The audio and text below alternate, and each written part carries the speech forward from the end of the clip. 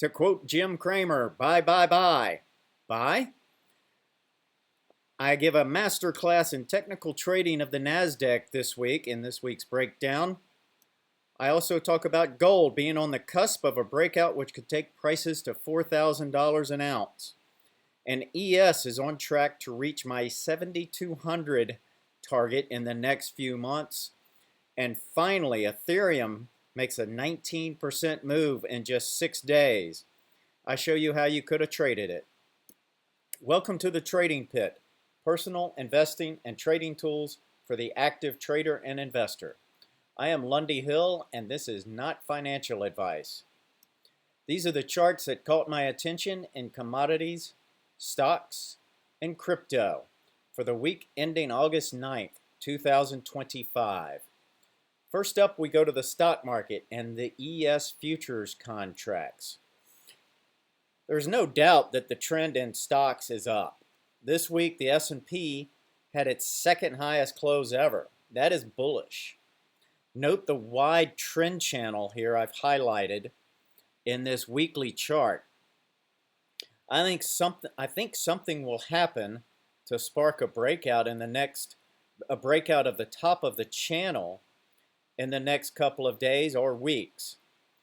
That something could be a Fed action which comes next month, and everybody is assuming it's going to be they're going to lower interest rates a half a point.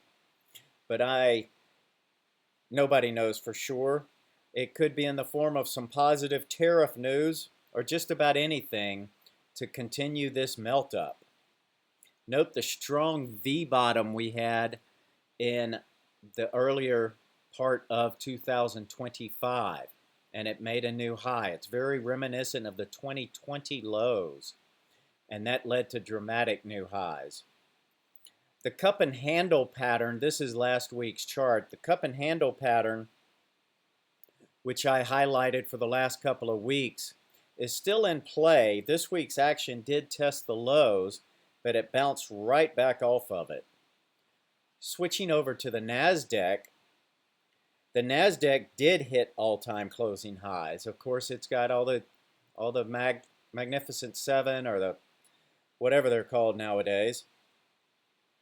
And if we zoom in on the last few weeks' action on the NASDAQ, we note it had what my father would call a 99%er. This is two bars, with the first bar being a wide range, low close down bar. This was followed by a gap up opening and a wide range up bar. So a complete reversal of sentiment. You could also call this a two-bar flip-flop, but the gap up and the strong close above the prior bar's high and the prior bar's open make this close to being a 99%er. Ideally, a 99%er would have a gap up above the prior bar's open. It was very close whether it broke that prior bar's high, but it did. So I am going to call it a 99%er and think we have higher prices to come. This is the BuyBuyBuy that I noted before. I cover this in detail in my substack, which is only $8 a month for the next 20 customers. And then I'm going to raise the prices up to $17. I go over the island bottom in the first buy, and you break out of that with a strong wide range bar. You have follow through up, then you have a mean reversion of 2 4-hour bars down and a buy signal there, and then finally a clear out buy on the last bar. Next is a buy and another buy on the NASDAQ weekly chart. I cover this in my free newsletter, which comes out every week, and you can get that in the description. But here we've got several key indicators. We've got my pattern number 1, which is labeled 1, and the circles, which forms a semi-island reversal down there also. I didn't mention that before. And then pattern number 4, item number 4, is a yum break into new all-time highs. That's a wide range bar into new all-time highs. Next, we go to the dollar index. The dollar index has been hot lately. But I think right now the dollar index is in no man's land. And this chart still tells us a lot. In mid-July, we note on this chart, this is the dollar index daily bars. In mid-July, we note that price broke above the 3 touch point downward trend line. I've marked those, one labeled 1. The breakout and retest of that trend line is labeled 2. You have the breakout and then kind of a deep reaction to test that trend line, and then a rally ensues. What's very key to note here are the 2 upward sloping lines marked 3. These are equal distant lines, and note that these rallies are almost identical in time. I mean in price, not so much in time, but definitely in price. With this one being maybe a little bit shorter, but close enough for government work, as we used to say when I worked at NASA. Prices are currently right in the middle of the past 1 month range, which to me puts it in no man's land. I would like to see a pullback a little bit more before I bought it, or some more strength. We did have a bullish engulfing bar Friday, which engulfed the body of the candle on Thursday. So that makes it a bullish engulfing bar. Here's another way to view it.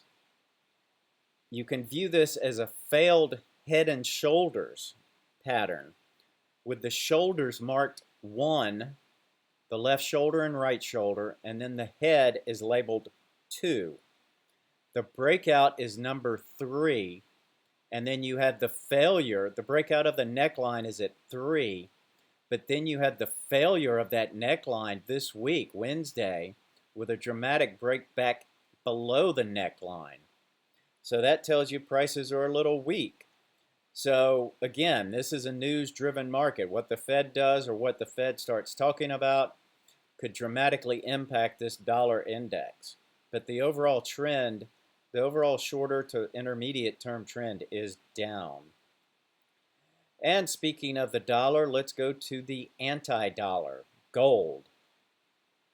Last week I highlighted the clear out and foreclose reversal. This is last week's weekly chart, with last week being the last bar, and it's wide range down, rally back up to close above its open, above the prior week's close, and above the prior week's open, and also forming a foreclose reversal. I highlighted last week that I thought this would send prices back up to the top of that downsloping line, which forms the top of the triangle. And that's exactly what happened. This week prices rallied about $40 this week. And then it found a little bit of resistance at that upper line. And that upper line has four touch points now. Will it break above it? I think time will tell, but I am bullish gold as always. Next, let's go to crude oil. Crude oil ended the week with my pattern number 9, which signals downward prices and a trend lower over the next couple of sessions or the next couple of weeks. This is my pattern number 9 of my 9 patterns that signal a trend change. And this is a breakout of this trend pattern, this trend channel for the last, well, since mid to late June.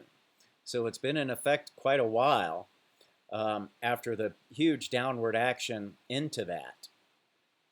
So I think prices are heading lower based on the pattern number 9 and then also breaking this trend channel. Next we go to cryptocurrencies and Ethereum. Ethereum, I've been saying, would outperform Bitcoin in the near term, and that's exactly what's happening.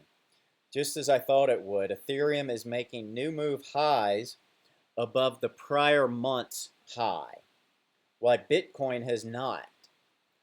Also of note is at the number 1, you have 2 consecutive inside days on Tuesdays and Wednesday, on Tuesday and Wednesday. That would have made Thursday a great day to take a trend trade. I like to take trend trades after inside days. Note that prices have rallied up about $300 or about 7% from those inside days in just a matter of days. Also of note, though, is that Friday's action narrowed the range compared to Thursday's action. So you're not getting the buying volume that you had there. Next, let's go to a new market for me to cover here, I believe, is XRP. XRP rallied about 20% from this week's low. This could have been predicted by note the recent rally from those lows in June. This carried XRP to major highs and should have put it on everyone's radar. So you should immediately, after such a move, mark off the 38, the 50, and the 62% retracement levels. And note that XRP rallied right back, or I'm sorry, reacted back down to that 50% retracement level of the large move from the lows in June to the highs in July. And there it had a 2-bar flip-flop. You had a one wide range bar down, followed by a wide range bar up, which also cleared out the lows of that prior bar. So that tells you that's a very bullish sign, and you had follow through the next day. Also note you had a couple of narrowing range days, which made Thursday another great day to take a trend trade. That's Thursday, the last 3 days. A little bit of Saturday is included in that. So 2 bars ago is Friday, which is the narrow spinning top, well, the Doji Star bar. And then 3 days ago is Thursday's action. That was a wide range break. Also note that the reaction down to that 50% point was just a classic 1, 2, 3 or ABC reaction down, with the move down to A and the move from B to C being roughly equal. That would have been another telltale sign of where you should be looking to buy. That's it for this week's issue of The Pit. I hope you enjoyed it. Please leave a comment with how I could make it better and what you would like me to chart. And please like and subscribe. Thank you and happy trading.